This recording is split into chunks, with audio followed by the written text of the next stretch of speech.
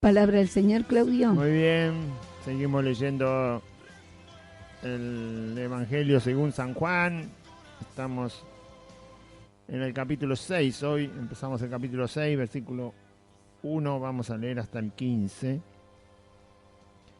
San Juan, Evangelio según San Juan, capítulo 6, versículo 1 al 15. Dice la palabra del Señor de esta manera. Después de esto, Jesús fue al otro lado del mar de Galilea, el de Tiberias, y le seguía gran multitud porque veían las señales que hacían los enfermos. Entonces subió Jesús a un monte y se sentó allí con sus discípulos. Y estaba cerca la Pascua, la fiesta de los judíos.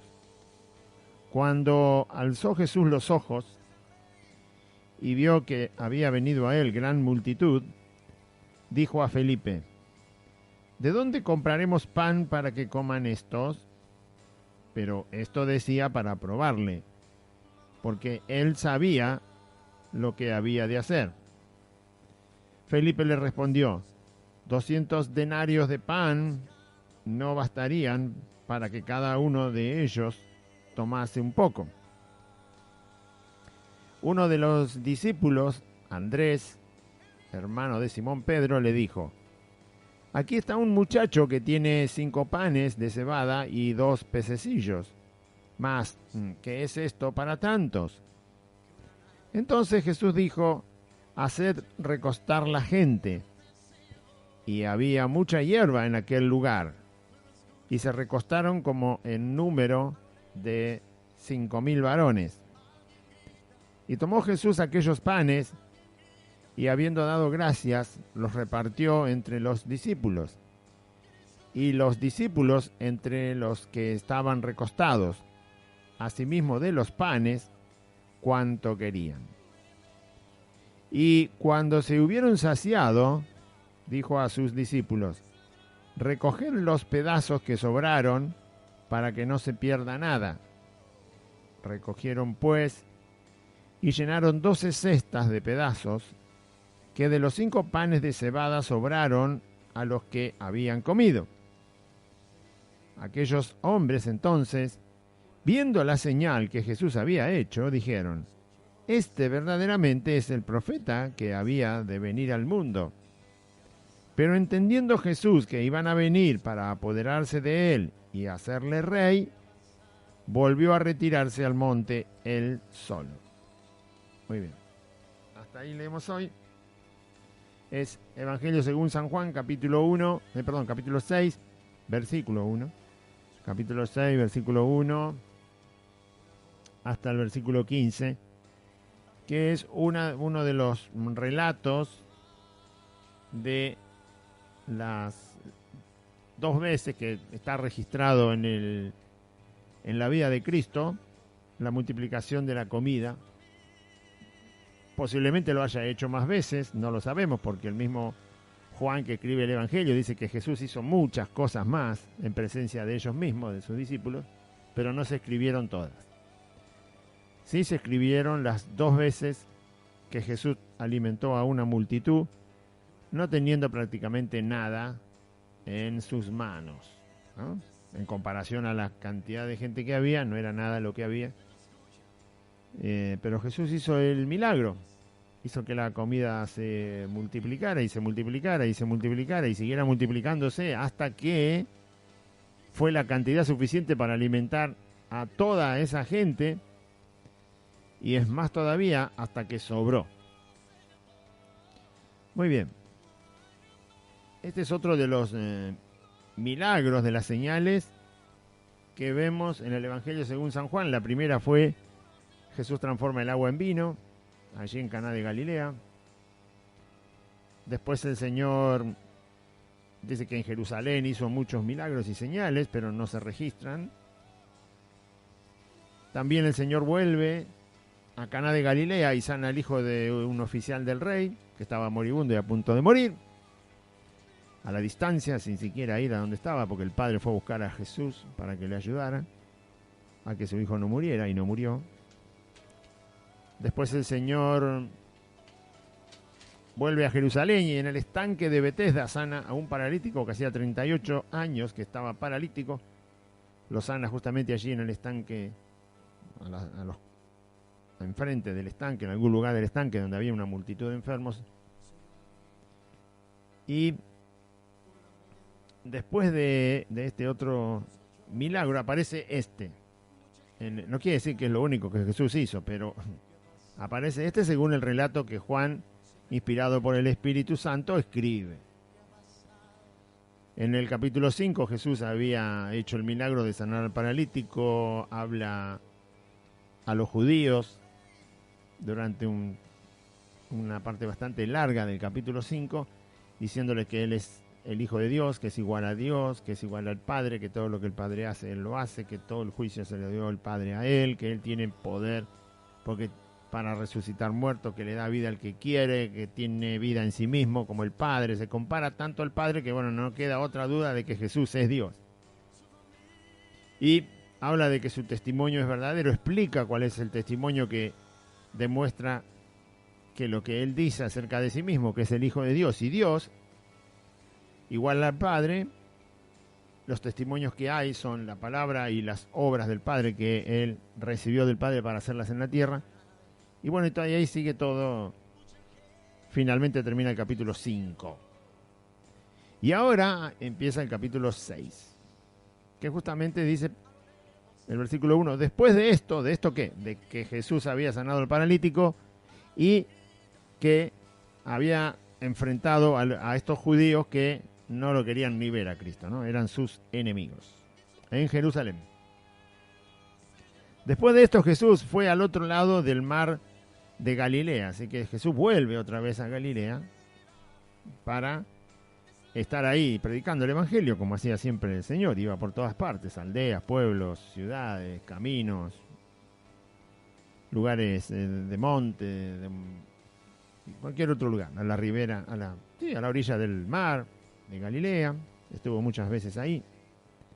Sanó muchos enfermos también alrededor del mar de Galilea, en una y otra ribera no ribera, sino orilla del mar, de ese pequeño mar interno que hay ahí. Y ahí se encontraba. Así que el Señor volvió a Galilea y se fue al otro lado del mar de Galilea. No del lado donde llamó a los discípulos, sino que cruzó el mar para el otro lado. Y le seguía una gran multitud, dice, porque veían las señales que hacía en los enfermos. O sea, la gente ya se había expandido la noticia de que Jesús podía sanar cualquier enfermedad. Entonces, ahí estaban la gente presta a seguir a Cristo, a ver, no solo para que alguien que tuviera un pariente cercano, conocido, vecino, que estuviera enfermo, lo pudiera llevar a donde estaba Jesús, porque Jesús sanaba toda enfermedad, no había ninguna enfermedad que el Señor no pudiera sanar, sino que la gente lo seguía porque nunca había visto eso, nunca se había visto.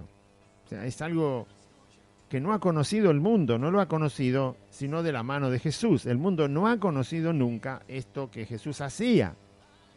No lo conocieron antes de Cristo, ni tampoco lo conocieron mucho después de Cristo. Salvo, ya le dije, los discípulos y los apóstoles hicieron señales y prodigios mientras predicaban el Evangelio, porque el Espíritu Santo confirmaba la palabra del Evangelio que predicaban haciendo señales y prodigios. Pero no es lo mismo que lo haga Pedro que lo haga Jesús, ¿sí? Porque Pedro dependía de Jesús para que el milagro ocurriera y Jesús no dependía de nadie para hacer un milagro porque es Dios. Bueno, cuando la mujer que tenía el flujo de sangre toca a Jesús sin que nadie la viera, Jesús reclama y dice, ¿quién me tocó? Y le dicen, todo el mundo te está apretando y vos preguntás, ¿quién te tocó? Jesús dice, no, alguien me ha tocado porque ha salido poder de mí. ¿Sí? El poder que sanó a la mujer salió de Él. No es que tenía que venir del Padre, ¿no?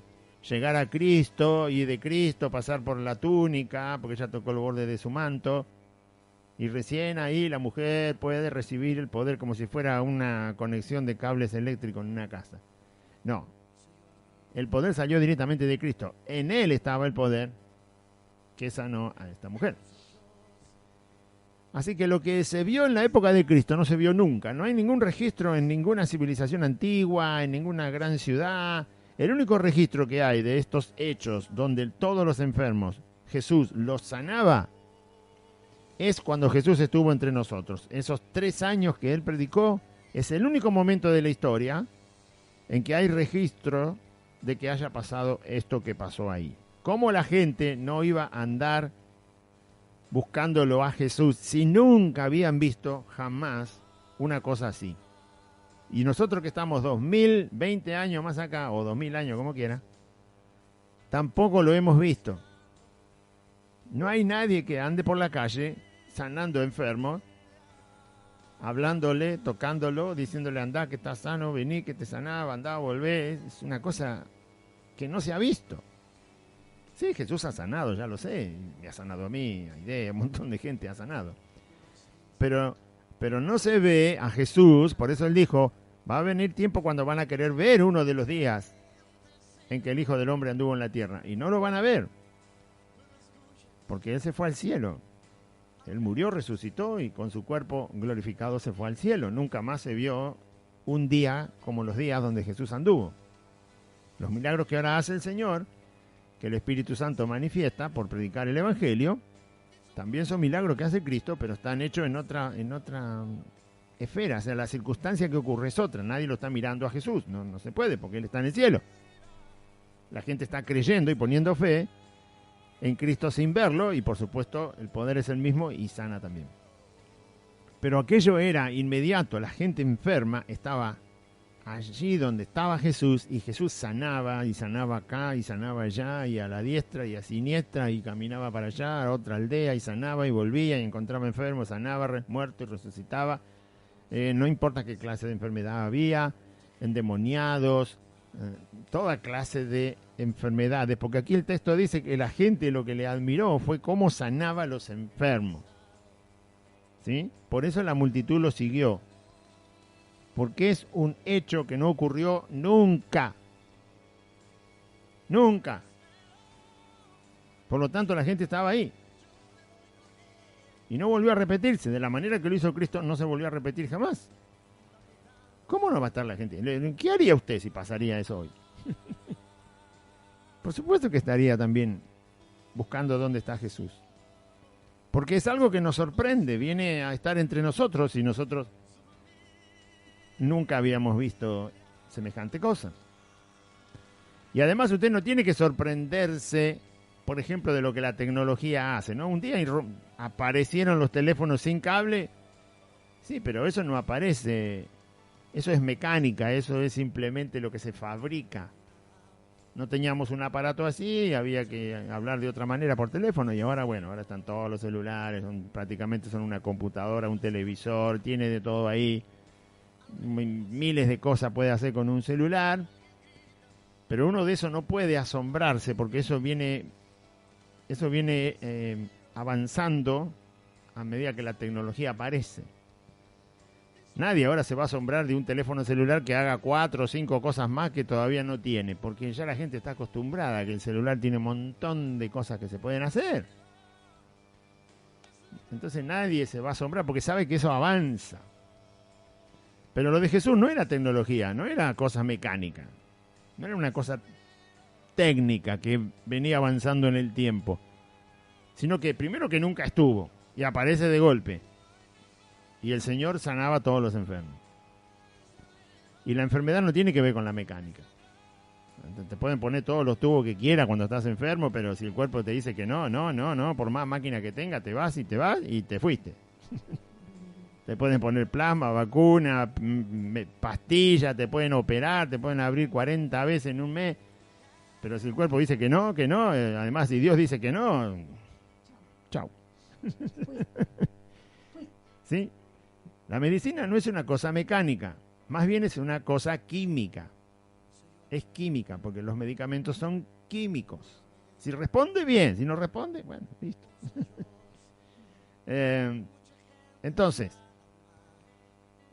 pero Jesús sanaba cualquier enfermedad. Y la gente se asombró. Y la gente lo siguió. Tenía motivos reales para andar donde andaba Cristo. Usted y yo haríamos lo mismo si hubiéramos estado en aquel tiempo que Jesús estuvo en Israel y nosotros hubiéramos estado por ahí dando vuelta y enterándonos que Jesús sanaba cualquier enfermedad. Eso atrajo a la gente. Pero lo atrajo con una justa razón, de que es una señal que nunca hubo en el mundo. Nunca hubo.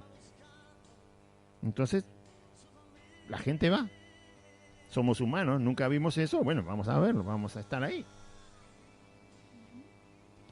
Es lógico de pensar que la gente iría. Justamente Jesús dijo que esas obras daban testimonio de que Él era el Hijo de Dios y que Dios lo había enviado. Justamente esas obras no se repiten. Porque no hay otro Hijo de Dios. Nosotros somos hijos de Dios, pero por la adopción, por la fe. Somos pecadores rescatados por la gracia de Dios. No somos hijos de Dios obteniendo la naturaleza de Dios. Yo no soy Dios, si no transformaría este lápiz, no sé, en un pollito al espiedo. Pero no puede. ¿No? Entonces, no somos el Hijo de Dios, nosotros somos hijos. Porque el Espíritu Santo nos hizo nacer por haber creído en Jesucristo. Pero no tenemos la naturaleza de Dios como Satanás le mintió a Eva. Vas a ser igual que Dios. No, eso es una mentira. Nadie va a tener la naturaleza de Dios jamás. Porque Dios es único, lo decía Jesús en el capítulo anterior. El único Dios verdadero, es el que está revelado en la Biblia, el Padre de Jesucristo, como le llama Él en las Escrituras. Mi Padre y vuestro Padre, si creéis en Él. Entonces, por eso Jesús, el Hijo de Dios, tenía como credencial justa de que las obras que hacía no las hizo nadie, ni las hará nadie jamás.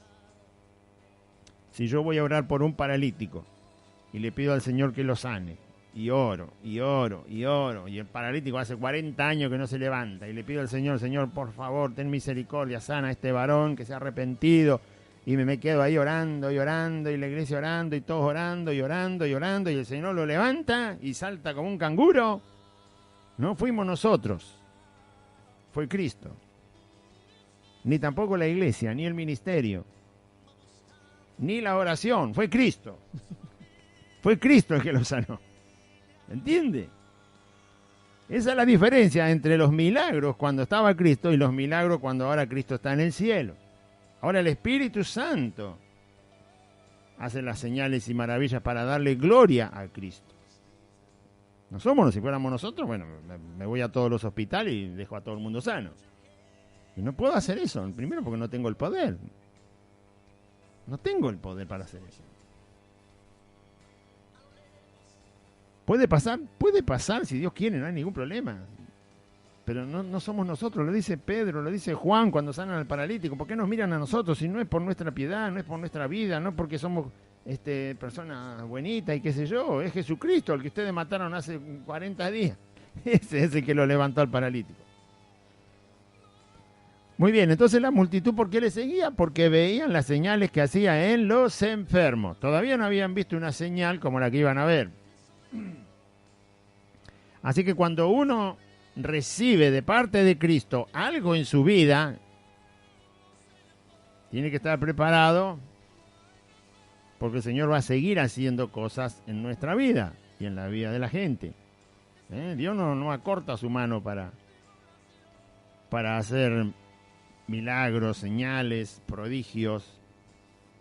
La gente había visto las señales sobre los enfermos. Ahora iba a haber señales sobre los alimentos, los pocos alimentos que Jesús le trajeron a Cristo para alimentar a...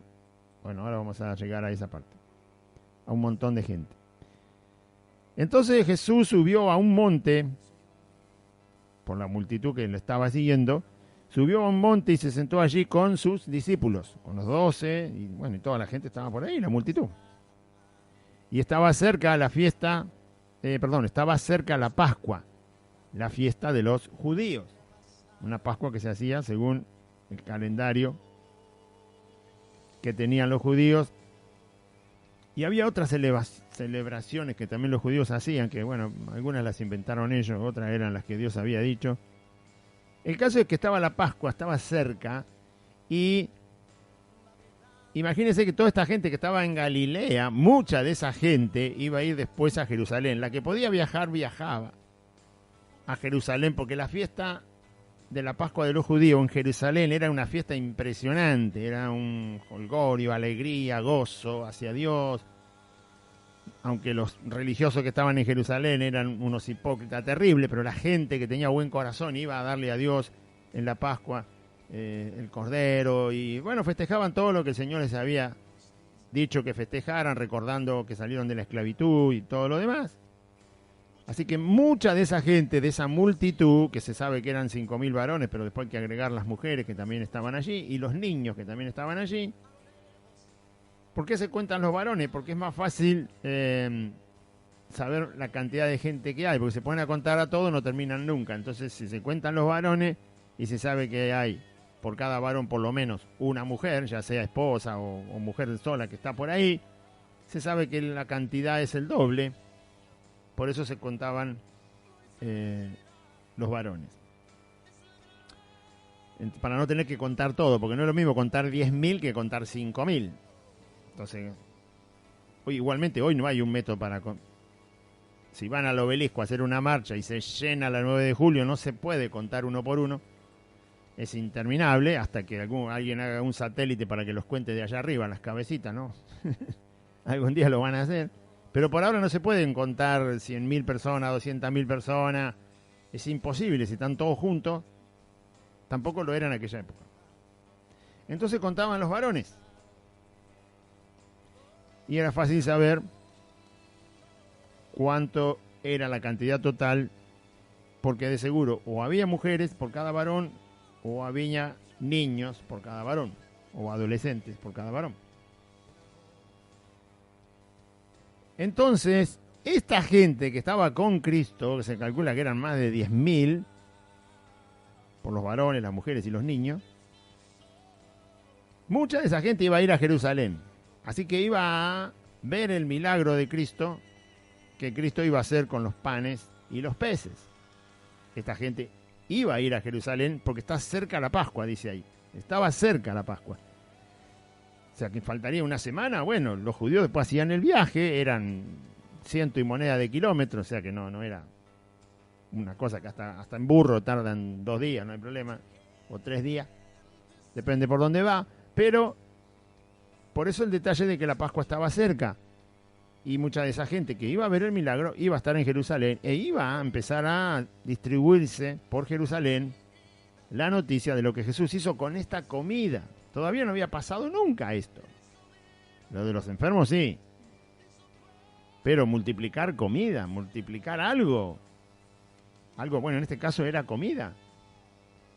Pero multiplicarlo a tanta cantidad como lo hizo Jesús, la señal se iba a hacer conocida en todo Israel. Porque los judíos no solo tenían que ir a Jerusalén, sino que tenían que ir por el camino a Jerusalén. Y son más de 150 kilómetros, depende por dónde va, 180. Se imagina que en cada posada que paraban, la gente dice, ¿sabe de dónde vengo? Vengo de Caná de Galilea. No sabe lo que vieron mis ojos. ¿Qué? Y un hombre que sana enfermo, cualquier enfermo. Y además, presentate que te cuento lo otro. ¿Qué pasó? Eran todos judíos. Obviamente tenían la misma fe. Y era para ellos un gozo transmitir lo que este hombre que conocieron hacía. Así que lo que Jesús hizo se desparramó por todo el camino hasta que esta gente, no toda, pero mucha, llegó a Jerusalén. No lo haría usted. Si usted ve multiplicar panes y peces de la mano de Cristo y tiene que hacer un viaje a pie o a lomo de burro o de mula de 180 kilómetros que va a tardar como 3 días y va a tener que parar como 10 veces, no le va a contar ahí al de la posada donde va a buscar el agua, donde va a comprar la comida. Le dice, no sabe de dónde vengo, es impresionante, vení con nosotros porque este varón va a estar en Jerusalén, no te lo pierdas. Una cosa. Es por lógica que lo va a contar. ¿Cómo no lo va a contar? Si no lo cuenta, bueno, entonces... Es la persona más desagradecida que existe en el mundo. ¿Cómo no lo va a contar? ¿Cómo no vamos a contar las maravillas que el Señor ha hecho en nosotros? ¿Cómo no? Una y otra vez, y una y otra vez. Te cansás, no importa, yo te lo cuento una y otra vez porque nunca pasó en mi vida. Y Jesús lo hizo. Y estas señales eran públicas, todo el mundo las veía. O sea que uno lo cuenta con... No es lo mismo que yo vea que el Señor, digo, Señor, no tengo nada en la heladera. Y me levanto a la mañana, abro y resulta que hay ahí un pollito. ¿De dónde salió? Y qué sé yo, ¿de dónde viene? Eso está en mi casa, lo veo yo, lo ve Aide y nadie más. Pero si usted anda por la calle y ve que Jesús multiplica comida como 3 camiones de corralón, no es decir, pero pará, lo vi yo y lo vieron 10.000 personas más. Acá atrás viene uno, después viene uno con una mula blanca, fíjate que él te lo va a contar también. Había testigos por todas partes. Es más fácil contar cuando hay muchos testigos. Ahora, cuando lo vi yo solo, y bueno, me tienen que creer, ¿qué va a ser? Si estaba yo solo, es un poco más complicado, es verdad, pero lo tengo que convencer, porque yo solo estaba. Pero cuando lo ven 10.000 ojos, 20.000 ojos, mejor dicho, cada uno tiene 2 ojos. Cuando hay 20.000 ojos que ven eso, 25.000 ojos, es impresionante. ¿Quién no lo va a contar? Se llenó Israel de la noticia. ¿Y usted qué espera? Tanto ve que dan vergüenza a los cristianos que están escondidos. No pueden contar nada de Cristo. No pueden decir Jesús va a vence este virus, vence cualquier cosa. Si viene un dragón con una lengua de 3 cuadras y lanza fuego, igual lo va a vencer. ¿De qué se asustan? No pueden contar nada porque lo que vieron no fueron milagros, fueron pantomima. Si vos viste un milagro de Cristo, no te podés callar nunca, querido. Uno solo que hayas visto. Y aunque haya sido en privado. ¿Cómo te vas a callar? No te podés callar. Y esto está todo escondido. Pastores cobardes escondidos, gente que va con esos pastores cobardes todo escondido. Se ofenden cuando le dices cobarde. ¿Qué diferencia hay entre un cobarde y un valiente? El cobarde está escondido y el valiente va y enfrenta cualquier cosa, lo que sea, porque es valiente, no le importa. Ya midió el riesgo. ¿No dijo Jesús en la parábola, sentate y calcula el riesgo de seguirme? No vaya a ser que después me siga y te volvés para atrás. Vas a dar vergüenza. El hombre que va a edificar una casa calcula los gastos, porque si no empieza a edificar la deja por la mitad y todo el mundo le hace burla. Mirá no puedo terminar la casa. Así es el cristianismo. Si vos no medís el costo al principio, después quedás avergonzado. El cristiano que es valiente midió el costo el día que se arrepintió. Y dijo, yo a este lo sigo, hablando de Jesús, hasta que me muera. Y si me muero en el camino, no importa. Este es el Salvador, este es el Hijo de Dios, lo voy a seguir y que sea lo que sea, no me importa. Ese midió el costo al principio. No esperó que el Señor le prosperara. ¡Ay, qué lindo seguir a Cristo! ¡Ay, qué lindo seguir a Cristo! Porque me arregló toda la familia. Y ahora todo está bien. Y ahora gano el triple que antes. Y ahora ando en un auto nuevo. Y ahora viajo por el mundo. Y ahora me conocen. Y ahora me aplauden. Entonces, ¿qué? Espera la prosperidad y después quiere calcular el costo. Y después se aparta. No, el costo hay que calcularlo en el momento que el Señor apareció en tu vida para perdonar. Todo lo material busca, nada más. Esos son los que ahora están escondidos, no pueden salir a predicar el Evangelio. Son los que están escondidos y no se quieren congregar, porque no calcularon el costo. Y entonces, dice, pero es cristiano. Sí, cristiano, pero está por la mitad y no avanza más. Es la casa que no se terminó de edificar, porque no calculó el costo. Ahí nomás se va a quedar y vaya a saber si puede seguir adelante. Porque no calculó el costo. No calculó el costo. El costo de seguir a Cristo. Jesús le dijo bien claro, si me vas a seguir, seguí, pero a mí me tenés que seguir y yo fui a la cruz. Y si a vos te toca la cruz, tenés que venir también. A mí me seguí y a mí me tocó la incomodidad. Y si te toca la incomodidad, tenés que venir. A mí me seguí y a mí me tocó ser despreciado por todos, inclusive mis discípulos. Así que si me querés seguir, puede ser que te pase también. Si me querés seguir, seguime, pero a mí me dijeron hijo del diablo. Y me escupieron la cara y me arrancaron la barba. Me desnudaron y me golpearon. Me pusieron una corona de espina para que me duela bien. Así que si me querés seguir, calcula el costo. Nadie me creyó. Si me querés seguir, dice Jesús, seguime. Pero a mí no me creyó nadie. Me mataron, me colgaron, se me arrepiente uno de mis compañeros de crucifixión y bueno, como se arrepiente lo perdono y se fue conmigo al paraíso. Pero a los 3 días nadie me creyó que yo resucitaba, no me creyó nadie, me fueron a buscar como un cadáver lleno de olor. Así que si me querés seguir, calcula el costo. Calcule el costo, hermano, calcule el costo de seguir a Cristo. No venga por impulso, porque después se queda como la casa sin terminar, dijo Jesús. El costo se calcula en el momento. Cuando Cristo te llama, cuando Cristo te perdona. ¿Acaso no le dijo, te entrego mi vida? ¿Y entonces por qué le entregó la mitad? ¿Por qué le entregó un porcentaje? ¿Por qué tiene ganas de seguir a Cristo cuando todo va bien? Y cuando le dicen no podés congregarte, no podés estar en una congregación con tus hermanos, no podés hablar de Cristo que es poderoso y vence cualquier cosa, inclusive cualquier peste, cualquier mortandad, como dice el Salmo 91, te empiezan a predicar que el Salmo 91 había que darlo vuelta, estaba leído al revés, qué sé yo. No puede. ¿Cómo que no puede si el Salmo 91 se cansa de decir que Dios puede? Las plagas de Egipto, ¿cómo que Dios no puede? Se cansa de decir Dios, este soy yo que saqué a mis hijos de la tierra de Egipto, de esclavitud, de la mano de Faraón, endurecí a Faraón para que se vea bien que yo soy Dios y lo sepa toda la tierra es hoy, año 2020 acá, toda la tierra es hoy y no se lo pueden decir al mundo. ¡Qué vergüenza! ¡Qué vergüenza! Para los que dicen ser creyentes en Cristo. ¿En qué Cristo creyó? En una estampita creyó. Bueno, así que esta gente que se iba a ir a la Pascua, por eso hice todo ese despliegue de cosas, que quizás usted se aburra, pero bueno, llévelo a la realidad de hoy. No se quede en aquel día que los judíos estaban siguiendo a Cristo. Tráigalo a hoy. Esto es para aprender. Juan dice esto es para que crean y creyendo en el Hijo de Dios tengáis vida eterna. ¿Qué se quiere trasladar al pasado para estar ahí viendo los panes y los peces? La enseñanza está ahí para nosotros. No puedo volver al pasado.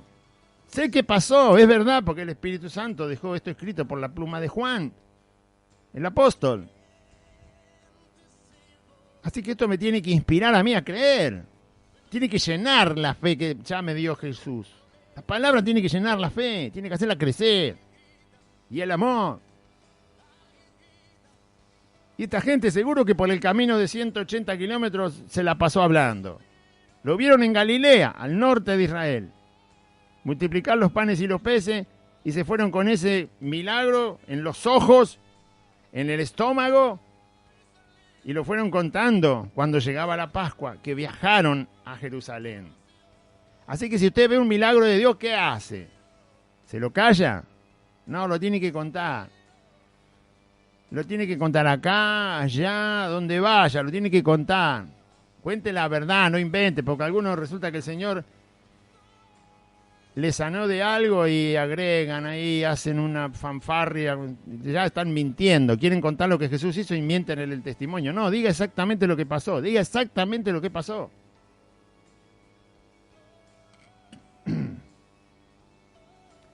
Amén. Diga lo que pasó, no invente. Porque algunos, yo la verdad creo que el Señor tiene todo el poder para hacer lo que quiera. Pero están enfermos, van al hospital, van a la clínica, van a la obra social, le hacen 45 análisis, le empiezan a dar pastillas hasta por los oídos, lo internan, lo operan una vez, sale más o menos, lo vuelve a operar, sale más o menos, lo vuelve a operar, sale más o menos, lo vuelve a operar, lo operan, lo tienen 40, 100 días ahí. El creyente, digo, el que es creyente, no estoy hablando de alguien al cual vos le tenés que orar porque no tiene fe, para que el Señor lo sane. No, estoy hablando del creyente, el que ya es hijo de Dios y se congrega.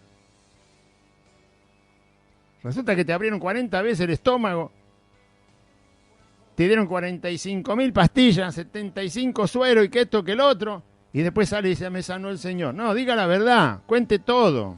¿Qué tiene vergüenza de que lo operaron 40 veces? Al incrédulo sí, que lo operen 50 veces y oramos para que el Señor lo salve y no se muera, pero es incrédulo, ese no se sabe, no sabe nada de la fe.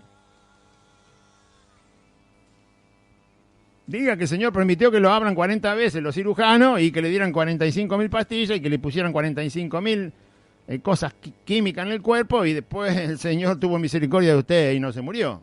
Diga la verdad. Una cosa que el Señor permita que te sanen abriéndote 40 veces el abdomen o que el Señor te sane sin que te toque nadie. Esa es otra cosa. Pero cuente la verdad.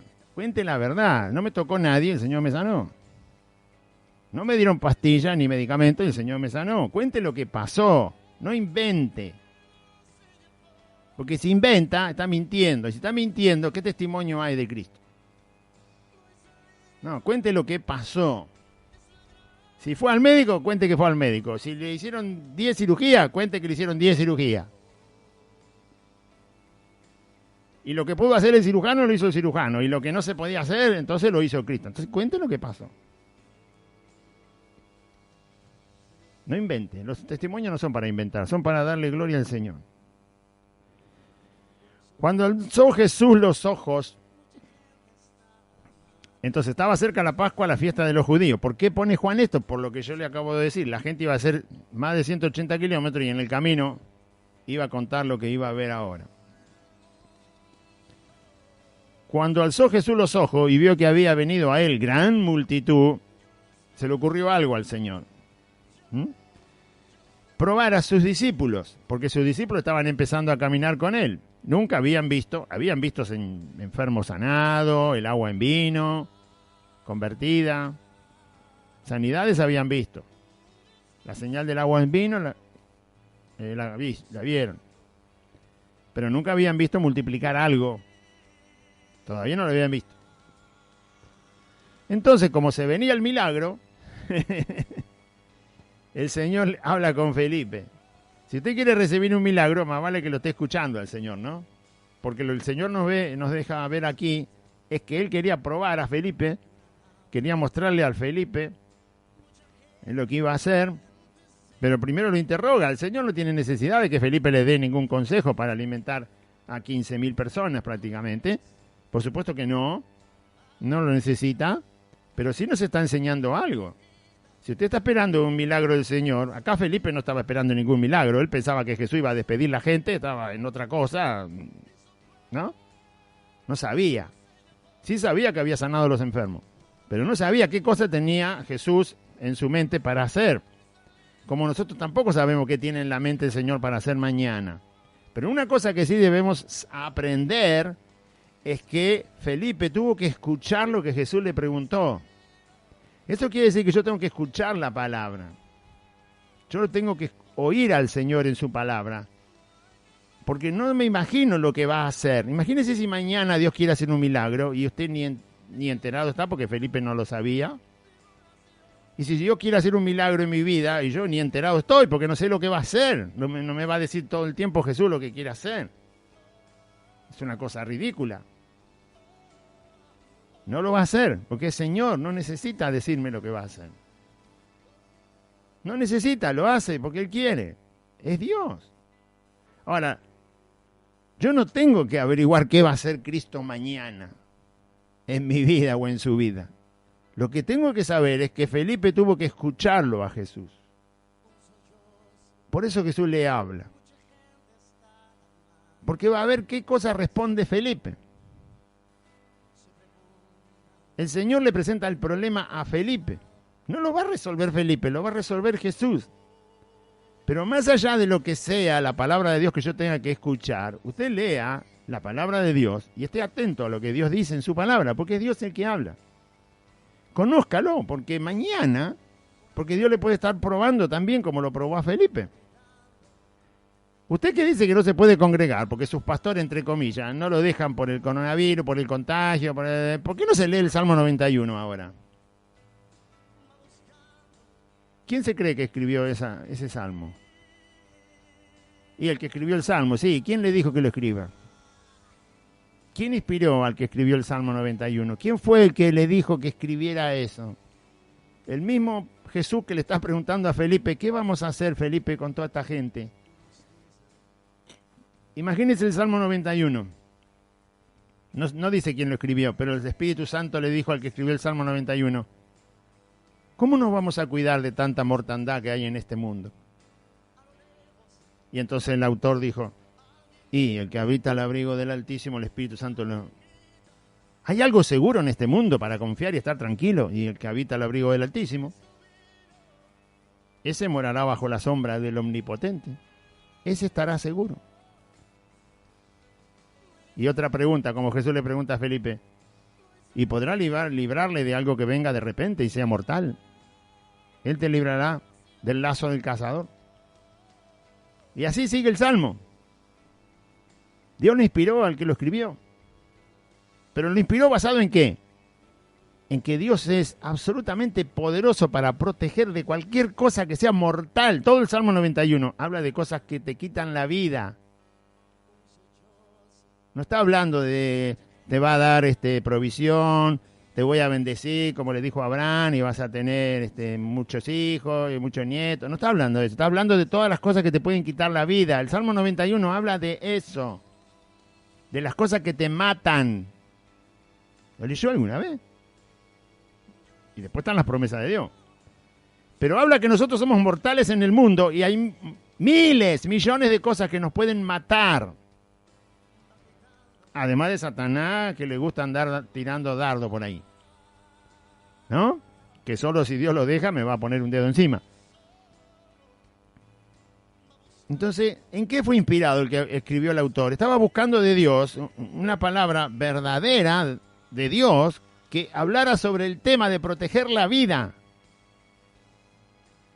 Así que usted lea el Salmo 91, a ver qué conclusión saca, si Dios va a hacer eso o no. Felipe tuvo que escuchar a Jesús. ¿Qué hacemos con esta gente para darle de comer? Y qué sé yo, dijo Felipe. ¿Para qué me preguntás a mí? Para ver qué es lo que vos creés, Felipe. Para ver qué es lo que vos creés, Felipe. El Salmo 91 está para que usted lo lea. A ver qué es lo que usted cree. ¿Qué cree? Si no cree nada del Salmo 91, tire la Biblia a la basura y vuélvase ateo. Pero no ande claudicando en dos caminos, como dijo Elías, lo que seguía Nabal. Baal es Dios, Baal es Dios. No, Jehová es Dios, le dijo Elías, y ahora te lo voy a demostrar. Tu Baal es nada. Ese no puede hacer nada. El mundo te va a proteger. Ah, sí, mirá vos. No, el Señor del Salmo 91, Cristo, nos va a proteger. Pues lo prometió Él. Así que lea el Salmo 91 y después saque su conclusión, como Jesús lo enfrentó a Felipe. Yo te hago una pregunta, Felipe, a ver qué es lo que estás creyendo. ¿Qué es lo que estás creyendo, Felipe? Y eso que tenía Jesús al lado. Usted puede leer el Salmo 91 de acá hasta el año 3000 y Jesús no se le va a aparecer al lado, pero Felipe lo tenía al lado. Así que más bien que creamos por la palabra. Y cuando alzó Jesús los ojos y vio que había venido a él gran multitud, dijo a Felipe, ¿de dónde compraremos pan para que coman estos? Pero esto lo decía Jesús para probarle, porque él, Jesús, sabía lo que había de hacer. Jesús ya sabía que iba a multiplicar los panes y los peces. Pero pregunta a Felipe para probarlo. Tiene todo el derecho el Señor de decir, léete el Salmo 91, hijo mío. Y después mañana anda a congregarte. Porque yo estoy probando tu fe, a ver si me crees o no me crees. Vos tenés que saber si me crees, no yo ya sé si me crees, dice Cristo. Pero vos tenés que saber si me estás creyendo. Y lee cualquier cosa que diga que yo soy el dueño de la vida y yo protejo. Lee San Marcos capítulo 16, ahí al final. Lee el Salmo 23, que también habla de que Dios nos libra de la muerte. Lee, hay muchos salmos que hablan de eso. Lee el Nuevo Testamento. Escuchá lo que yo digo y después vamos a ver qué es lo que crees. Felipe, escúchame. Vamos a darle de comer a esta gente con qué. Y Felipe le respondió, 200 denarios de pan son 200 días de trabajo, ¿no?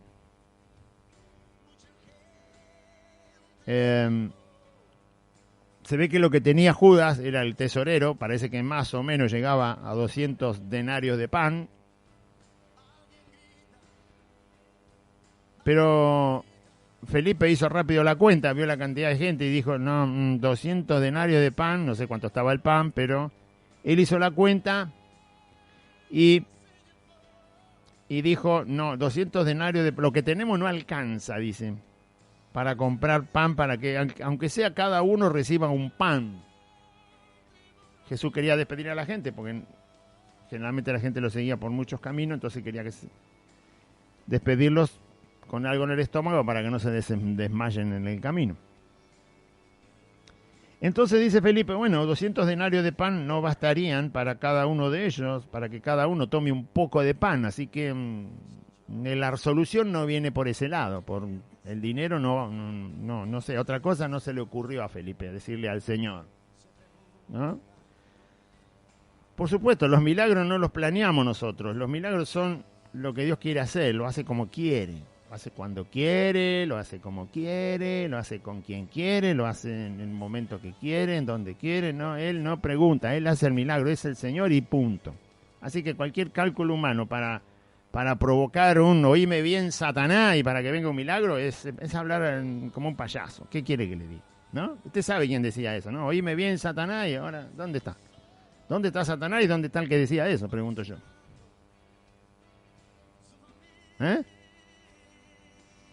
Dos personajes de un circo. No, los milagros no se planean, los milagros los hace el Señor como quiere Él. Nosotros oramos y le creemos al Señor que es poderoso para hacer cualquier cosa, pero Él decide cómo hacerlo. Es el Señor, amén. Bueno, así que 200 denarios no va.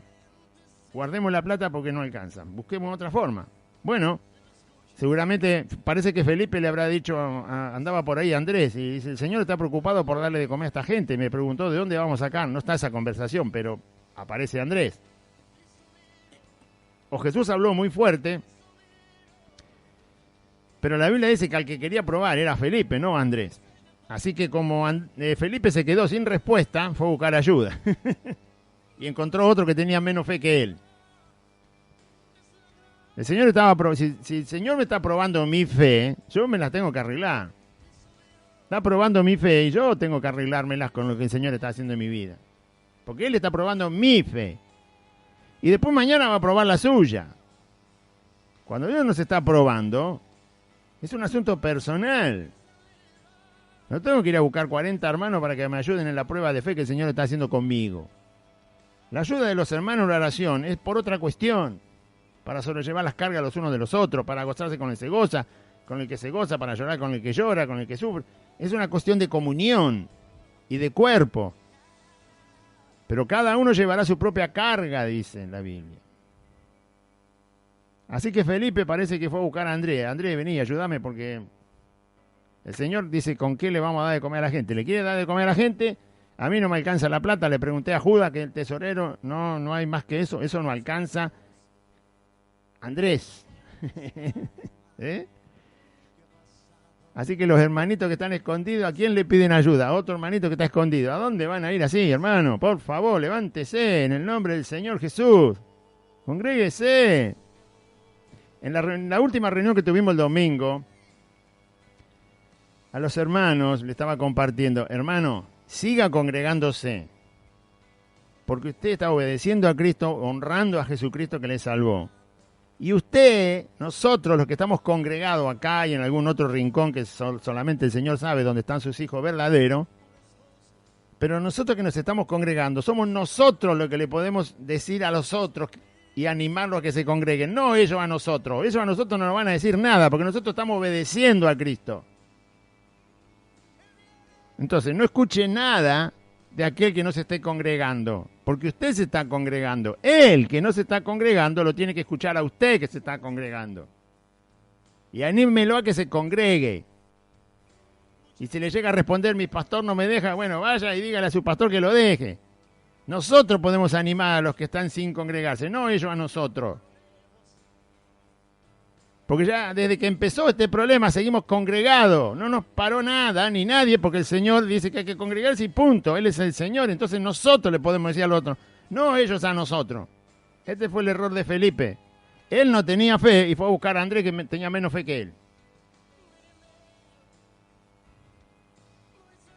Acá nos dice que lo fue a buscar, pero ¿de dónde salió Andrés? Si el Señor no le preguntó nada a Andrés, se lo preguntó a Felipe. El Señor quería probar a Felipe. No quería probar a Andrés, a Felipe lo quería probar. Así que si el Señor quiere probar mi fe, bienvenido sea. Vamos, Señor, ¿cuál es la prueba? ¿Cuál es la tribulación? Acá estoy, vamos a ver qué fe tengo.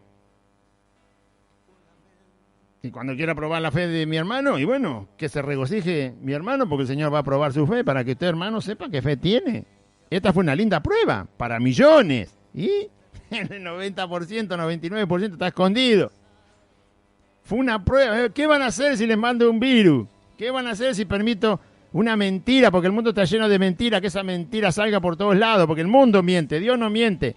A ver qué van a hacer, ¿le van a creer a la mentira o me van a creer a mí? Dijo el Señor Jesús. Bueno, ahí tiene el resultado. Hay un montón de Felipe ahí, un montón de Andrés. El Señor lo probó en la fe y salió desaprobado. Desaprobado en la fe, desaprobado en la fe.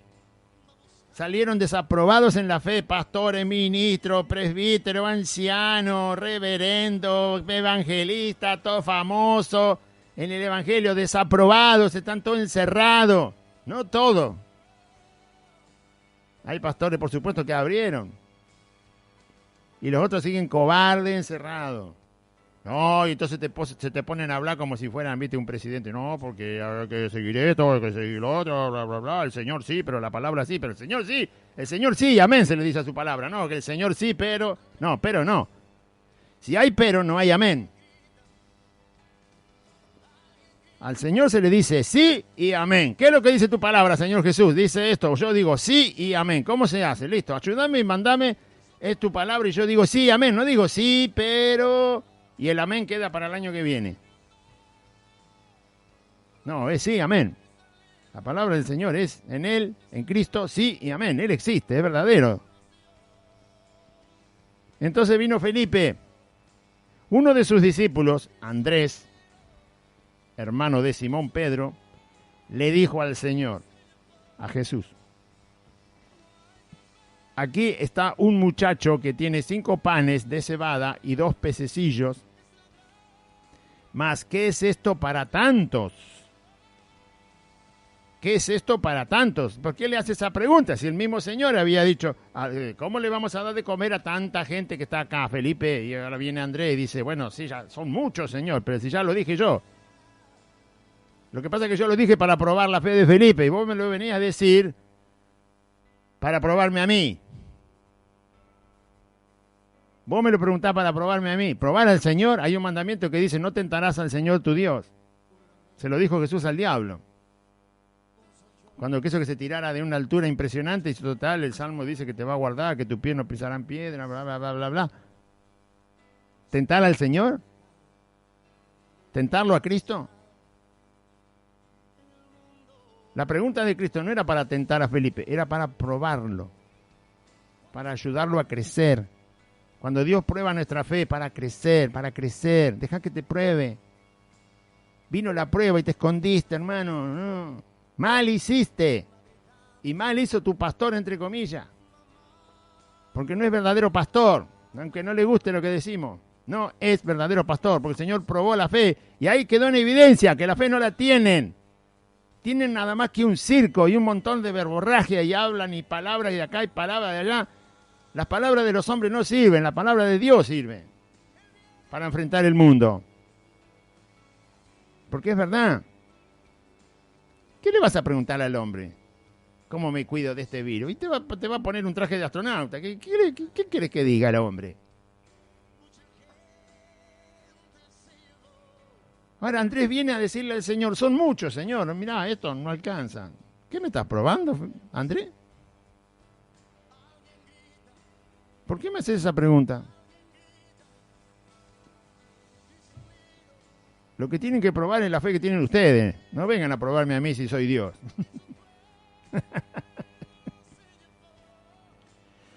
Los que seguimos congregados no es porque estamos probando si el Señor es Dios. Ya sabemos que es Dios.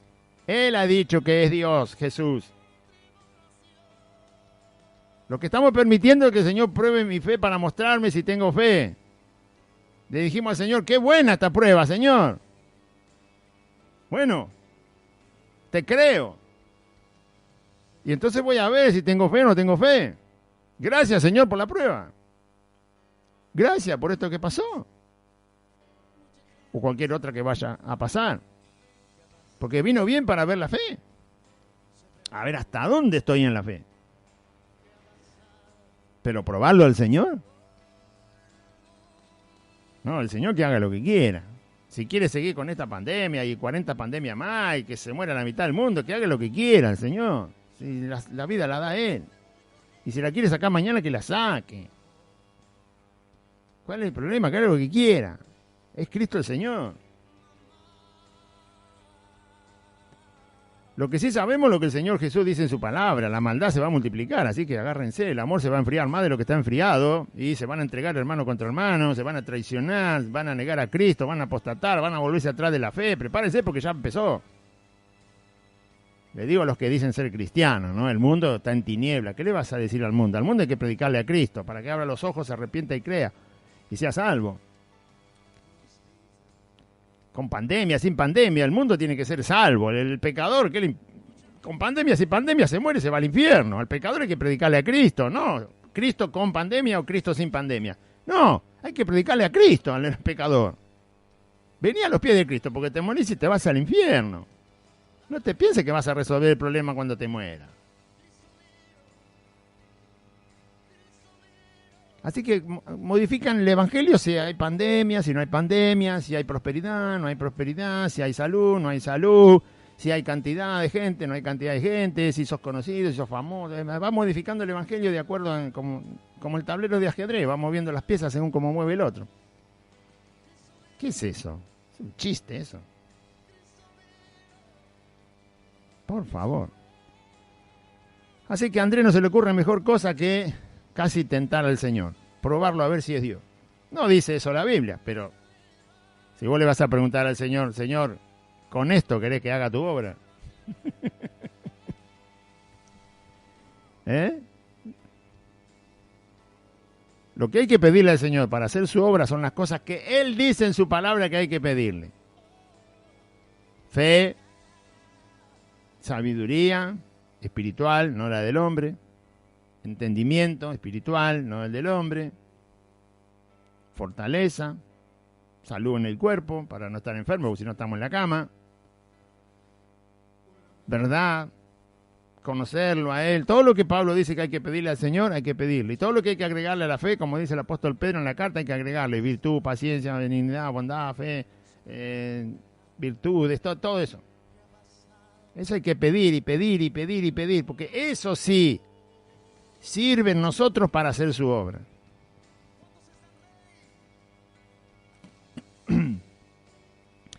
Entonces, ¿qué hizo Jesús? Jesús le dijo, hagan sentar a la gente. En otro de los evangelios dice que la hizo sentar de a 50. Acá no lo dice, pero es muy probable que lo haya hecho.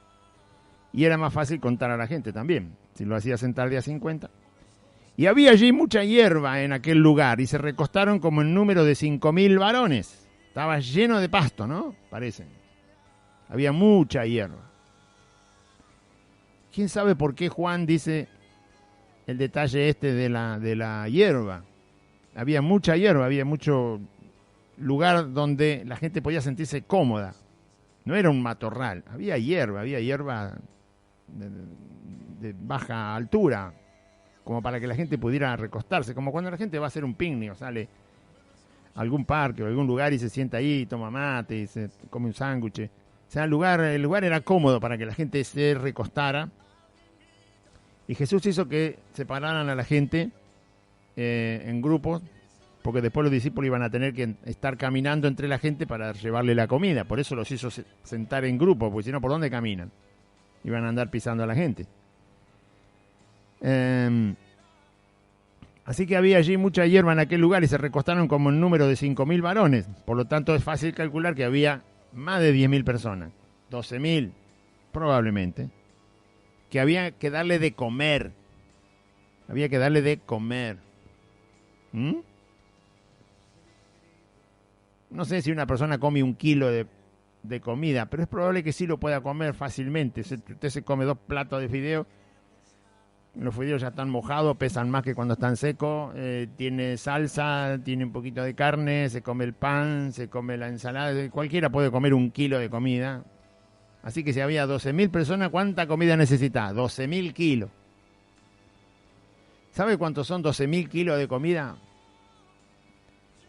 Necesita por lo menos 3 camiones de corralón, lleno hasta arriba. Un camión de corralón lleva 4.000 kilos, 4.500 kilos. Por supuesto depende del volumen que tenga lo que está llevando, pero la comida no es pesada en realidad. Como un ladrillo pesa 2 kilos, pero tiene un plato de fideo no pesa 2 kilos, pesará 1 kilo. Entonces, calcule que necesita 3 camiones por lo menos repletos hasta arriba, de esos que vienen en el corralón a su casa. 3 camiones de esos necesita repleto hasta arriba de comida. Eso fue lo que Jesús multiplicó. Además de lo que sobró. ¿De dónde saca 3 camiones de comida? Que en este caso eran panes y peces. Bien. Entonces hizo recostar la gente y tomó Jesús aquellos panes, eran 5 panes y 2 pececillos, o sea, pescados chiquitos, pequeños. Y tomó Jesús aquellos panes y habiendo dado gracias, los repartió entre los discípulos y los discípulos entre los que estaban recostados, asimismo de los peces, cuanto querían. Ese versículo relata cómo la comida se multiplicó desde el momento que Jesús da gracias por ese pan y por esos peces. En el momento que Jesús, no sabemos exactamente cómo se iban multiplicando, pero se lo dio a los discípulos y a medida que los discípulos lo tomaban y lo repartían, se multiplicaban. En una de las películas que hay sobre la vida de Jesús, muestran que un pedacito de pan lo pusieron en una cesta y los discípulos se acercan a la gente, pero resulta que la cesta ya estaba llena. Y en otra cesta que habían puesto un poquito de pescado, la cesta, mientras caminaron hacia la gente, se llenó la cesta de pescado y sacaban y se llenaba y sacaban y se llenaba y sacaban y se llenaba. Y no paraba la comida de multiplicarse mientras los discípulos la repartían. Repartieron todo lo que quisieron de los panes y todo lo que la gente quiso de los peces. Casi 15.000 personas.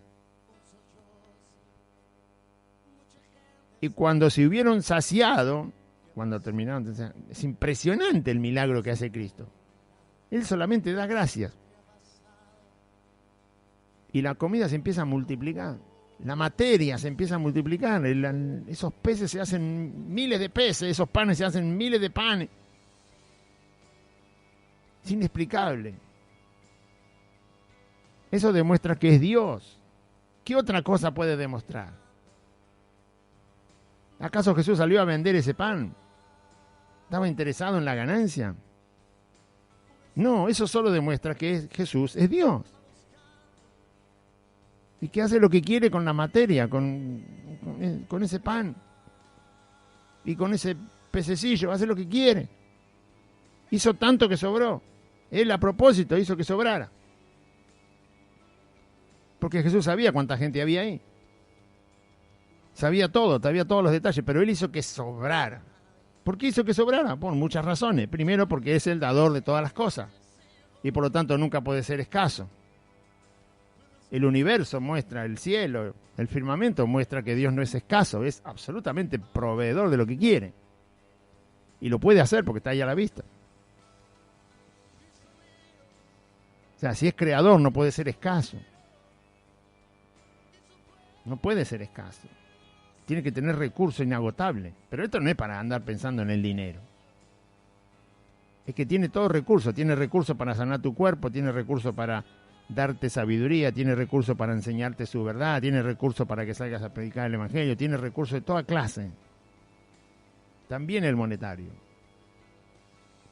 Todo tiene recursos, Señor. Vida. Nos da casi 100 años de vida. A un cuerpo que si lo dejas 15, 20 días sin comer, se muere. Y si lo dejas 5 días sin agua, se muere. A un cuerpo que si le cerrás la nariz a alguien en 5 minutos, se muere.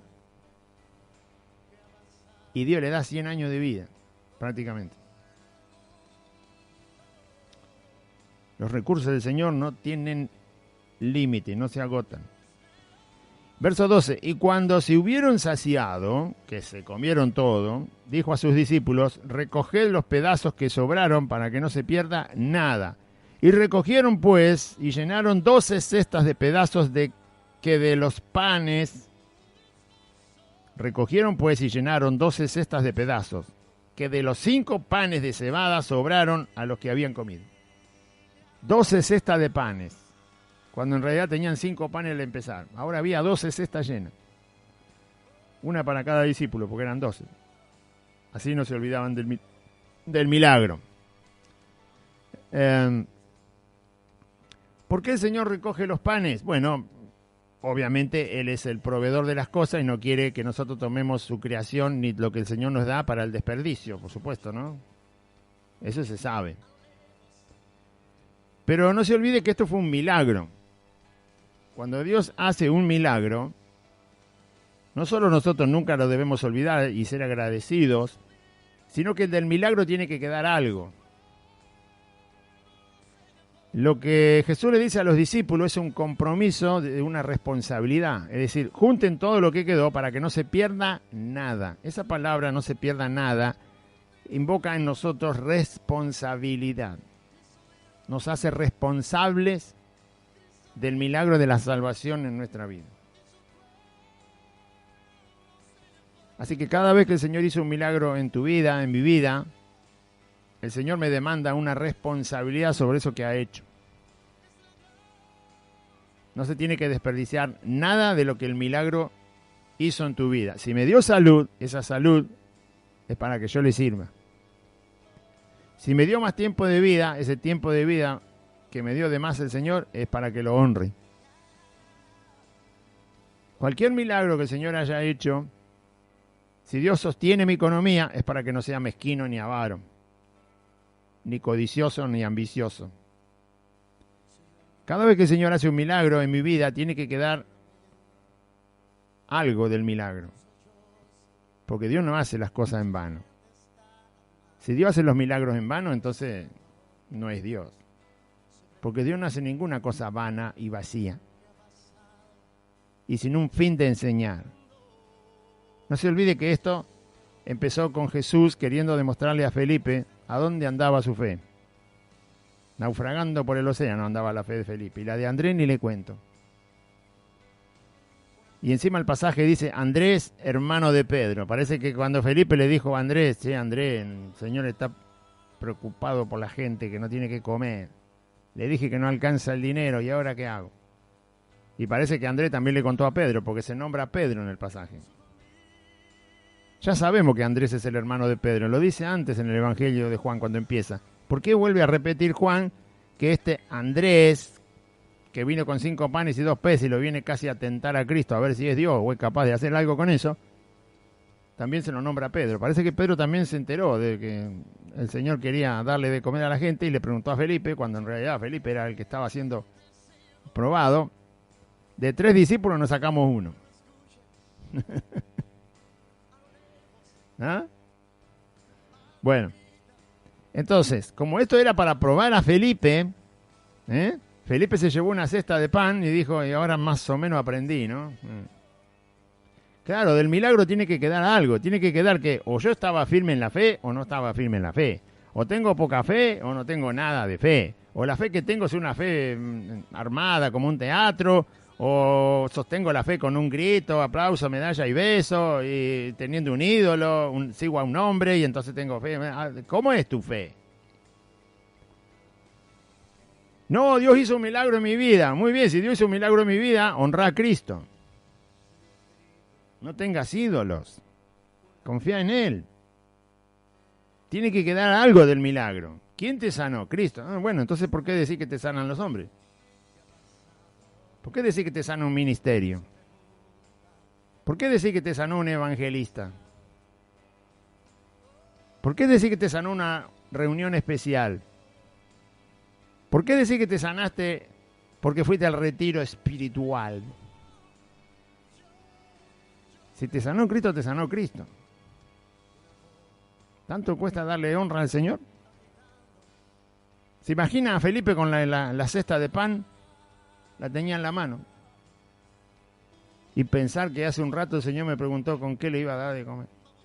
Y mirá, se fueron todos con el estómago lleno. Y encima yo me tengo que llevar una cesta llena de pan. Ahora estoy aprendiendo quién es Cristo, dice Felipe. No tiene límite, mi Señor. Su poder no tiene límite. Pero cuando uno dice que el poder de Cristo no tiene límite, no son solo palabras, lo tiene que llevar a la práctica. Tiene que creerle. Yo lo tengo que creer y usted lo tiene que creer. Y recogieron pues y llenaron 12 cestas de pedazos que de los 5 panes de cebada sobraron a los que habían comido. Aquellos hombres que entonces, viendo la señal que Jesús había hecho, los que comieron, todos, dijeron, este verdaderamente es el profeta que había de venir al mundo.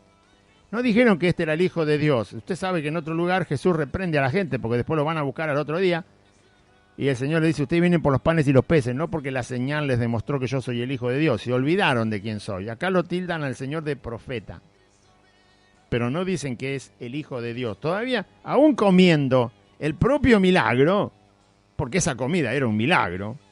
Vaya a saber a dónde fueron a parar los primeros 5 panes de cebada que trajo el Andrés. Y estaban, qué sé yo, desaparecieron entre todo lo que se multiplicó. Y los 2 pececillos también. Vaya a saber quién se comió los 2 pececillos originales, los primeros de todos. No sé.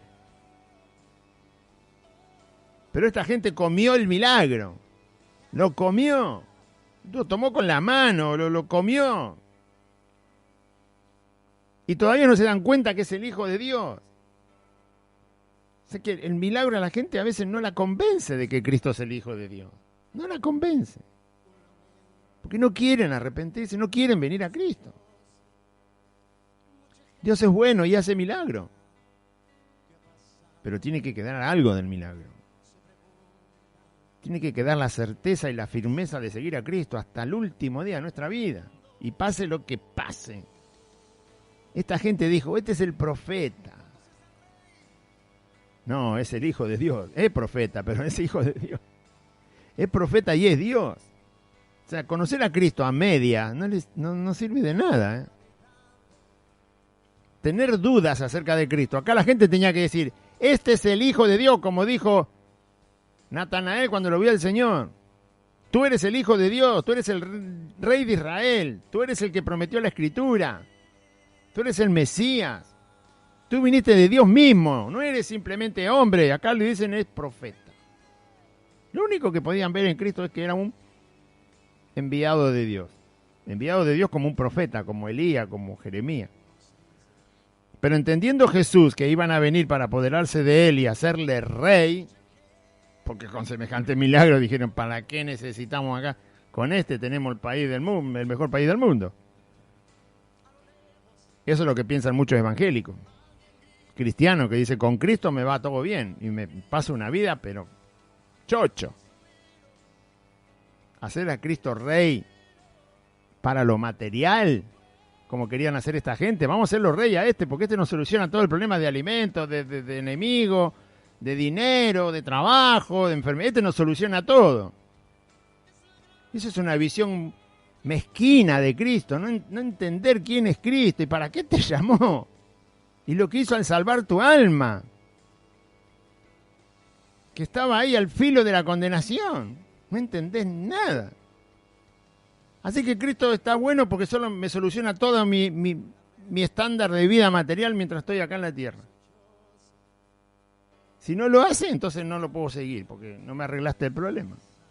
Señor, qué mezquino, qué avaro, qué falso. Ahora tienen que enfrentar una prueba y se esconden todo. No, claro, porque te cierran el lugar, los hermanos se pueden morir y te quedás sin membresía. ¿Quién te va a sostener? Vago, que no querés trabajar. Pastorucho vago. ¿No? Voy a perder la fama. Ay, cuidado. Mientras no pierda la ropa y quede desnudo en la calle. Y entonces querían hacerlo rey al Señor. Este nos soluciona todo. A Cristo no se lo sigue por eso.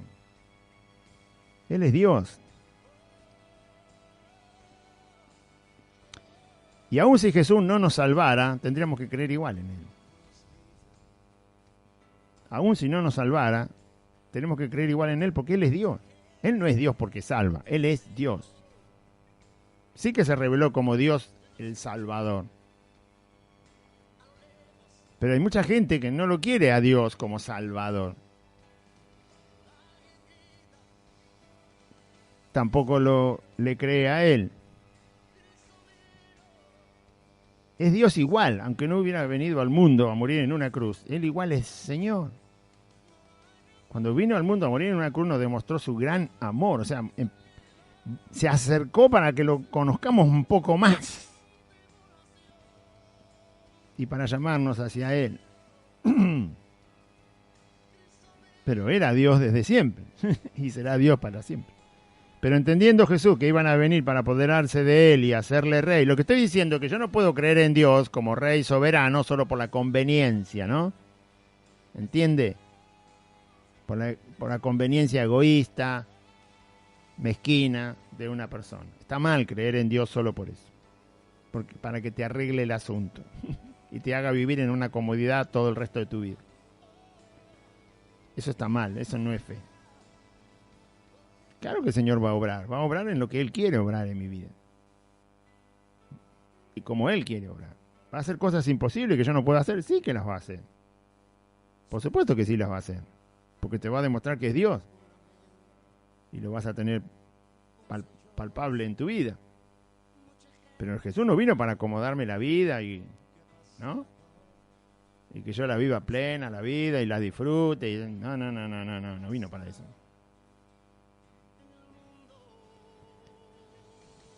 La Biblia dice para qué vino. Vine a buscar a pecadores al arrepentimiento, dijo el Señor. Pero entendiendo Jesús que iban a venir para apoderarse de Él y hacerle rey, volvió a retirarse al monte solo. Amén. Vamos a orar. Dígase conmigo, Padre Celestial, en este día escuché tu palabra y yo confieso que Jesucristo es el Señor y creo en mi corazón que Dios levantó a Jesús de los muertos. Te pido, Jesús, que perdones todos mis pecados, que me limpies de toda maldad y anotes mi nombre en el libro de la vida. Dame tu Espíritu Santo para andar en tus caminos. Gracias te doy, Señor Jesús. Y renuncio a Satanás, a los demonios, al pecado, al mundo, a la voluntad de mi carne, a la enfermedad y a la muerte. Y te doy gracias, bendito Dios y Padre, por Cristo Jesús, tu Hijo, mi Salvador. Amén. Y amén. Recuerde que estamos congregados jueves, sábado y domingo en Merlo Norte, Santa Fe 2540. Le invitamos, no tenga miedo, congréguese, sea valiente en el nombre del Señor, que para eso le salvó, para ser valiente y no cobarde. Así que le invitamos, congréguese junto con todos los hermanos que estamos aquí congregados en la calle Santa Fe 2540, entre Solané y La Prida, a 8 cuadras de la barrera de la estación de Merlo. Justo por la calle Solané, 8 cuadras, tiene que caminar. Y cuando llegue a Santa Fe, doble a la izquierda, calle de asfalto, la cuarta casa de Santa Fe 2540 y un pino muy alto. Lo va a ver allí en el frente. Aquí estamos, jueves, sábado, domingo, para la gloria de Cristo, nuestro Salvador, a quien le pertenece toda la adoración y la honra, por siempre. Dios le bendiga, audiencia, confíe en Cristo.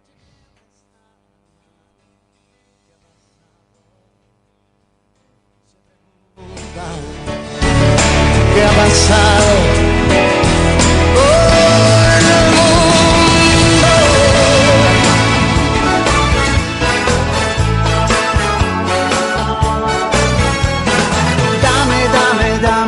Dame todo lo que tú quieras. Hasta aquí compartimos Buenas Nuevas, un programa evangelístico, dinámico, reflexivo, pensado en usted y hecho con amor. Buenas Nuevas, creado y conducido por Aide y Claudio.